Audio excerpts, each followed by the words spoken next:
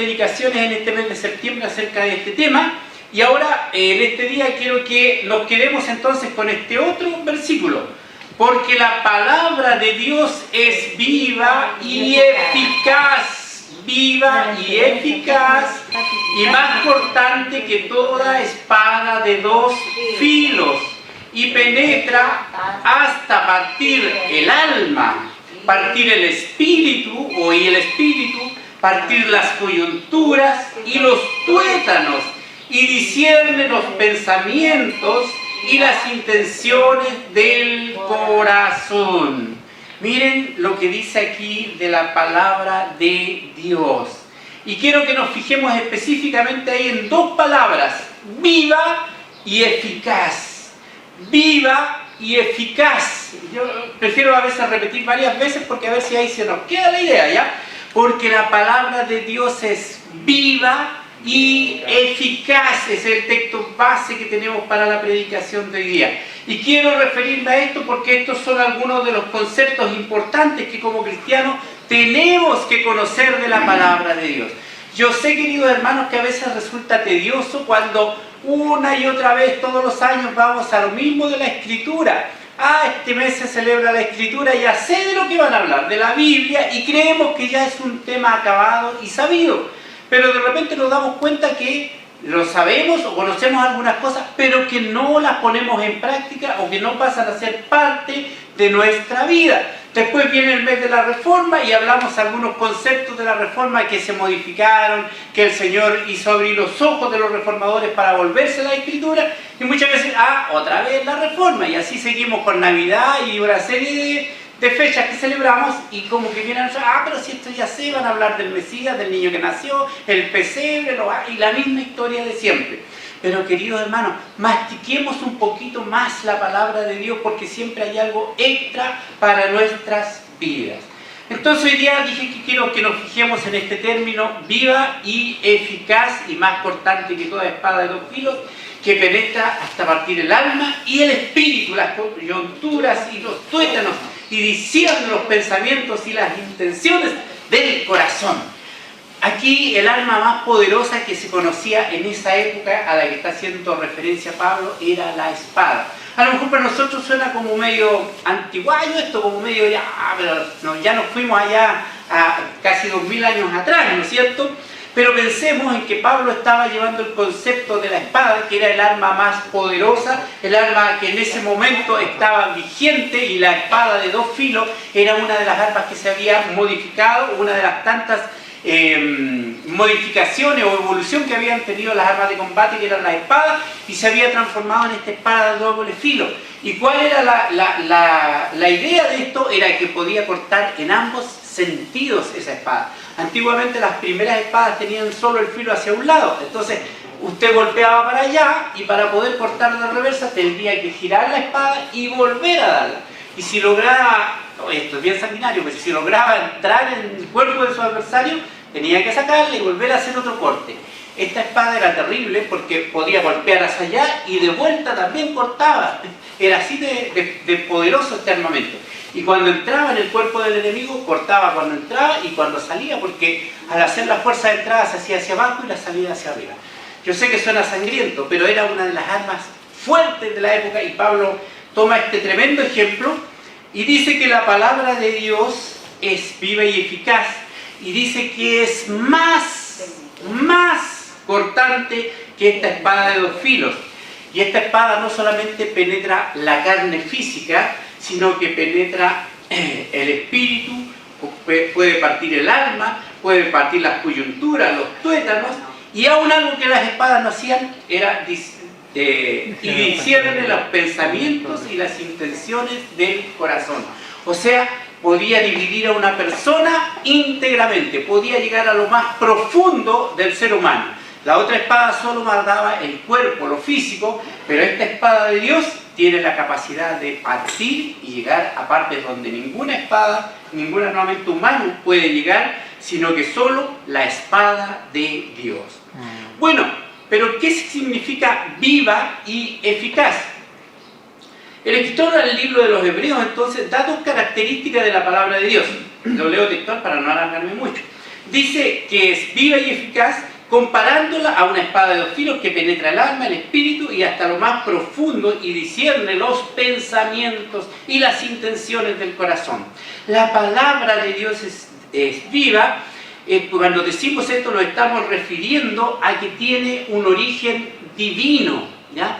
Yo lo he dicho en otras oportunidades, pero cuesta a veces discernir o entender para nosotros que somos personas limitadas. Nuestras palabras a veces muestran intenciones, muestran una serie de cosas, pero no pueden causar un daño o una actitud o una obra. Yo podría decir, ya, que se venga abajo todo este templo, pero no sucede nada. Yo podría decir, esta silla que se caiga, y no sucede nada. A la diferencia de la palabra de Dios, que si la palabra de Dios dice, esta silla se va a caer ahí, se va a hacer pedazos, si lo dice Dios, va a suceder así. La palabra de Dios, hágase esto, hágase lo otro, cuando estamos en la creación, y las cosas se hicieron. O sea, la palabra de Dios tiene algo que no tiene nuestra palabra, y es el poder divino que la respalda. La palabra de Dios no es como la palabra del hombre. Tiene poder, tiene autoridad, tiene fuerza, tiene la capacidad de crear inclusive lo que no existe de la nada, solo por la palabra de Dios. Entonces eso lo hace una palabra viva. Las palabras de nosotros, las promesas que hacemos nosotros a veces se cumplen, a veces no. No es una palabra viva, fuerte, pero la palabra de Dios, si Él lo dice, se va a cumplir.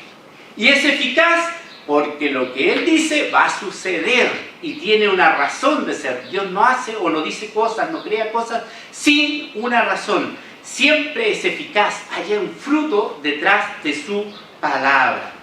Entonces sigamos con esto. La palabra de Dios es viva porque a pesar de que pasen los tiempos, la palabra de Dios sigue siendo eficaz para el ser humano. La palabra que leían los apóstoles en esa época, hablando del Antiguo Testamento, era eficaz para ellos en esos días. Y esa misma palabra sigue siendo viva y eficaz para nosotros en nuestros tiempos. Nosotros leemos el Antiguo Testamento, leemos los relatos que aparecen en el Antiguo Testamento, y si estamos en el Espíritu, estamos tratando de ver qué nos dice la palabra, el Espíritu de Dios va a transmitir algo a nuestros corazones. Uno se alegra, se goza, la fe de uno crece cuando esto sucede. Y esto lo digo por experiencia, porque ya lo he dicho otras veces, cuando yo era joven me compré una Biblia y leía el Antiguo Testamento, me gozaba en cada uno de los relatos que la Biblia decía, y eso hacía crecer mi fe. Alguno dirá, pero eso sucedió ¿cuánto? 4.000, 5.000 años atrás. No importa, pero si es palabra de Dios, algo tiene que provocar en nuestras vidas cuando nosotros vamos buscando que Dios nos hable a través de su palabra, ¿ya? El apóstol Pedro, al hablar de las Escrituras a los creyentes de Tesalónica, les dice en su carta, siendo renacidos de simiente. Perdón, no es a Tesalónica. Pedro, hablándole a los que iban a recibir su carta, le dice, siendo renacidos no de simiente corruptible, sino de incorruptible. Lo que le está diciendo aquí entonces, Pedro, a sus oyentes, es que ellos no han sido renacidos de una simiente corruptible, sino que han sido nacidos de una simiente o de una semilla incorruptible, y dice, por la palabra de Dios que vive y permanece para siempre, ¿ya? Pedro les está diciendo, en 1 Pedro 23 al 25, si alguien lo quiere buscar, entonces le está diciendo que por la palabra de Dios que vive y permanece para siempre, ellos han renacido para una esperanza viva. No han renacido de cualquier cosa, no fue un consejo amable que Pedro les dio y les dijo, amigos míos, mire, es conveniente que vivamos bien, como una filosofía y que podamos comportarnos bien. No, lo que les está diciendo, ustedes renacieron de nuevo, ¿para qué? Para que de una simiente incorruptible, para que esta simiente incorruptiva viva en ustedes, sea algo vivo en ustedes, para que la palabra de Dios que vive y permanece para siempre. Y dice después, porque toda carne es como hierba, y toda la gloria del hombre como la flor de la hierba. La hierba se seca y la flor se cae, mas la palabra del Señor permanece para siempre. La palabra del Señor permanece para siempre, y esta es la palabra que por el Evangelio os ha sido anunciada. ¿Ya? Pedro les está diciendo entonces a estos oyentes que hay una palabra viva, que es la palabra de Dios, y que esta palabra viva permanece, y que esta palabra viva finalmente va a permanecer para siempre, refiriéndose a que tiene frutos eternos en la vida eterna.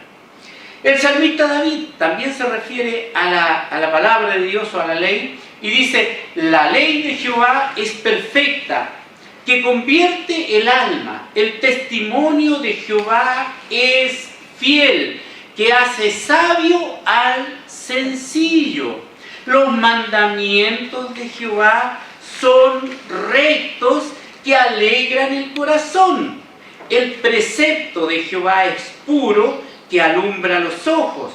El temor de Jehová es limpio, que permanece para siempre. Los juicios de Jehová son verdad, todos justos. Deseables son más que el oro, y más que mucho oro afinado, y dulces más que la miel, y que la que destila del panal. Esto sale en Salmo 19, 7 al versículo 10, si alguien lo quiere ver. Lo que nos está diciendo el salmista aquí es que la palabra de Dios, o lo que él llamaba la ley de Dios, que era lo que estaba escrito hasta ese momento, y algunos libros históricos, no necesitan de ningún aditamento para cumplir su propósito. La Biblia, la palabra de Dios en sí misma, está capacitada para cumplir el propósito para el cual fue diseñada. Yo no sé si a ustedes les pasa, ahora que uno está poniéndose medio viejito. Por ejemplo, yo tomo leche, y como que la leche ya no me está fortaleciendo lo suficiente, entonces ¿qué hago?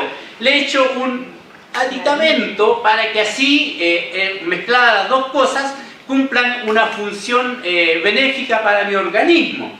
Entonces yo le echo un producto que a lo mejor se van a reír ustedes, que se llama Nestún.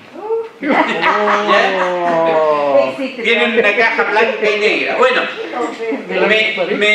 le adhiero ese producto a la leche para complementar la alimentación que yo estoy necesitando ahora.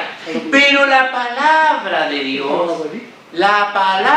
de Dios no necesita Nestún, no necesita medicamentos, no necesita leche condensada, no necesita nada. La palabra de Dios en sí misma es capaz de producir en nosotros lo que nosotros necesitamos para crecer, para desarrollarnos, para ser lo que Dios quiere que seamos como sus hijos. Es un alimento completo para nuestras vidas, ¿ya? No voy a tratar este tema porque este tema lo va a tratar el hermano Miguel en su predicación, y él nos va a hablar acerca de esto. Así que solamente lo estoy tocando.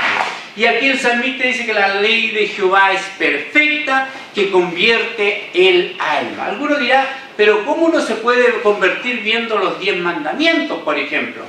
Claro, cuando nosotros, supongamos que tenemos aquí los 10 mandamientos, una tabla gigante, y uno empieza, no harás esto, no harás lo otro, esto y esto y esto, y uno se empieza a comparar con los 10 mandamientos, y uno que llega muy orgulloso ahí, cuando empieza a leer, ¿qué pasa? No soy nada delante de los 10 mandamientos. Probablemente los he quebrantado todos los mandamientos. ¿Y eso me da salvación? No, me dice solamente que soy pecador. Pero gracias a Dios, que la Escritura no quedó solamente con la ley diciéndonos que estamos condenados, sino que también nos habla de su Hijo Jesucristo, que vino a darnos salvación, la solución a nuestro problema. Amén. Primero nos muestra nuestra realidad cuando nos miramos en la tabla de la ley como un espejo, y nos muestra lo malo que somos, y después nos muestra lo bueno que es Jesús al venir a salvarnos. La palabra de Dios está completa para nosotros, es benéfica, es buena, y nos da salvación a nuestras almas. Tengo harto que decir, pero voy recortando un poquito. El Señor Jesucristo también habló acerca de la palabra de Dios. Jesús dijo con respecto a sus propias palabras, que hoy en día para nosotros son también la palabra de Dios. Están escritos sus palabras, sus mensajes en los evangelios, y entendemos que Jesucristo era el cumplimiento del Antiguo Testamento, así que lo que Jesús dijo era la revelación, la terminación, la culminación de todo lo que se nos había presentado como en sombra, velado en el Antiguo Testamento, y en el Nuevo Testamento se quita el velo, aparece el Mesías, el Salvador del mundo, y viene a ser palabras de vida eterna, o a decirnos palabras de vida eterna para nosotros. Y Jesús dice con respecto a sus propias palabras: el Espíritu es el que da vida, la carne para nada aprovecha. Sabemos que nuestra carne un día va a ir al sepulcro y ahí va a quedar terminada por un tiempo. Las palabras, dice Jesús, que yo os he hablado son espíritu y son vida. ¿Ya? Las palabras que Jesús nos dejó, o que han llegado a nosotros a través de los relatos de los evangelios, son vida para nosotros. Si nos sentimos decaídos, si nos sentimos hundidos, si nos sentimos cansados, entonces debiéramos acudir a las palabras de Jesús para que esas palabras sean vida para nosotros. Venid a mí, todos los que estáis trabajados y cargados, que yo os haré descansar. Y no se estaba refiriendo a la carga física, al trabajo demasiado extencioso o cansador, se estaba refiriendo al cansancio del alma. Más adelante le dice: y hallaréis descanso para vuestras almas. Si nuestra alma está cansada, agobiada, deprimida, angustiada, Él es el descanso. Sus palabras son el descanso para nuestras vidas. Amén. Jeremías declara, hablando la palabra de Dios, hablando acerca de la palabra de Dios, hace una pregunta que Jehová hace: ¿no es mi palabra como fuego, dice Jehová, y como martillo que quebranta la piedra? Definitivamente la Biblia contiene, es la herramienta para hacer el trabajo que tiene que hacer. La palabra de Dios es como fuego y es la herramienta necesaria para quebrar la piedra. ¿Por qué mencionará el fuego y la piedra? Piensen un poquito, el fuego y la piedra. El fuego purifica. ¿Y la piedra? ¿Ya? ¿Pero por qué dice la piedra? Nuestros corazones, ¿cómo dice que eran? Duros como la piedra, y Él los transforma en corazones de carne. Dice: vuestros corazones son corazones de piedra, pero yo pondré en vosotros corazones de carne. Y eso es lo que hace la palabra de Dios. Pablo escribe a los tesalonicenses, ahora sí a los tesalonicenses: por lo cual también nosotros sin cesar damos gracias a Dios. Pablo y sus amigos que habían ido a predicar están dando gracias a Dios, de que cuando recibisteis la palabra de Dios que oísteis de nosotros, o sea, ellos fueron a predicar y los oyentes tesalonicenses escucharon, la recibisteis no como palabra de hombre, sino según es en verdad la palabra de Dios. Mire qué precioso, los tesalonicenses no escuchaban la predicación como que Pablo estaba hablando, como que Silvano, como que alguno de los colaboradores de Pablo estaba hablando, sino que recibieron la palabra de Dios como que Dios les estaba hablando, porque los predicadores estaban hablando de la palabra de Dios. Entonces la recibieron como que venía de parte de Dios, dice, la cual actúa en vosotros los creyentes. Perdón que se me seca un poquito la boca. La cual actúa en vosotros los creyentes. Miren qué precioso lo que dice: recibieron la palabra de Dios, pero no la recibieron como cualquier persona recibiría un libro de historia, ¿no es cierto? Supongamos que esto fuera la historia de Chile y aquí está el combate naval de Iquique. Aquí sale un personaje, Miguel Grau, ¿les suena? Sí, todo, ¿no es cierto? Arturo Prat, ¿les suena? Sí, también. Un barco, la Esmeralda, el Huáscar, la Covadonga, ¿les suena? Les suena, ¿no es cierto? Iquique, ¿les suena también? El Polonazo, ¿les suena? También les suena, ¿no es cierto? Abordaje, ¿no es cierto? Y podríamos citar un montón de cosas. Pero, ¿quién nos produce eso a nosotros? A lo mejor algunos, soy chileno, se le hincha el pecho, ahí estaba Arturo Prat. Hacía un barco en Huáscar, metal 100%, y al otro lado un barco de madera que había sido acondicionado para barco de batalla, dando la guerra. Heroica la batalla, heroica por el desafío, todo lo que queramos. Pero eso ¿qué produce? A lo mejor un poco de alegría, de orgullo, nacionalista, qué sé yo. Pero la palabra de Dios que nos llega no es solamente una serie de relatos que sucedieron a un pueblo, a ciertos personajes, sino que es la palabra de Dios dándonos ejemplos de lo que Dios tiene para nosotros, de lo que Dios quiere hacer con nosotros, de las bendiciones que el Padre quiere traer a nuestras vidas. Entonces, cuando nos acerquemos a la Biblia, no lo leamos como la historia de Chile, ni como las noticias, ni como ninguna otra de estas cosas, sino que leámosla y recibámosla así. Oh, gracias, hermana Val, me salgo la vida. Recibámosla entonces como la palabra de Dios, y la cual quiere actuar en nosotros así como actuó en los tesalonicenses.